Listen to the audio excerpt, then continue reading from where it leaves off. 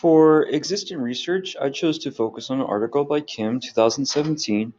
This article was titled Long-Term English Language Learners' Educational Experiences in the Context of High-Stakes Accountability, which is something that I'm sure all of us are quite familiar with as teaching in the time period of high-stakes accountability tests.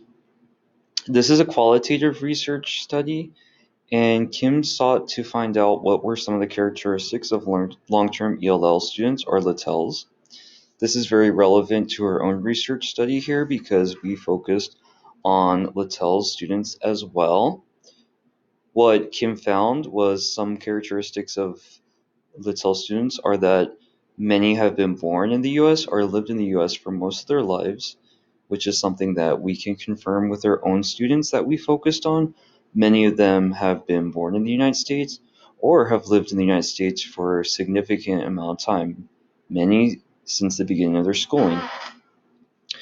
Something else that Kim found out was that LITELs are quite proficient and adept at using English socially, but they have significant gaps in academic use and background knowledge relating to English.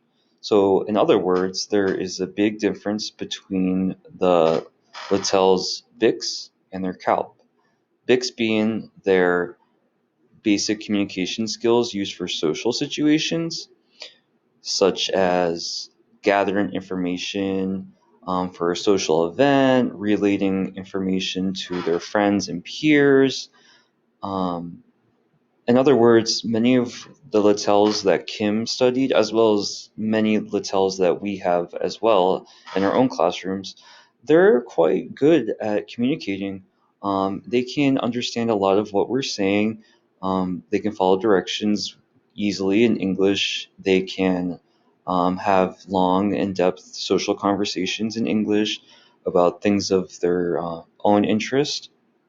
However, a lot of LITEL students can found lack what we call cognitive academic language, meaning that when it comes to using some of that academic vocabulary, when it comes to using language for the direct purpose of conveying what they learned through a textbook or through rigorous text, or communicating math or language that's related to one of the subjects, LITELs um, often are much less proficient in this than their use of social English.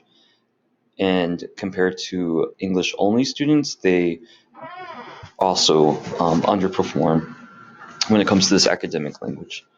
Kim found that some of that furthest gap between the students' BICS and CALP could be because of high stakes educational practices, problems in language support programs and services, limited access to curriculum and resources, and lack of academic support slash low expectations, both of themselves and sadly sometimes from their teachers as well, based on their status as a long-term English language learner.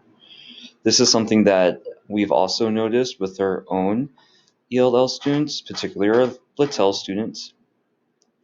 And again, Kim does say that a lot of this has to do with their high stakes educational practices, which can sometimes leave out or exclude our long term English language learner students, unfortunately.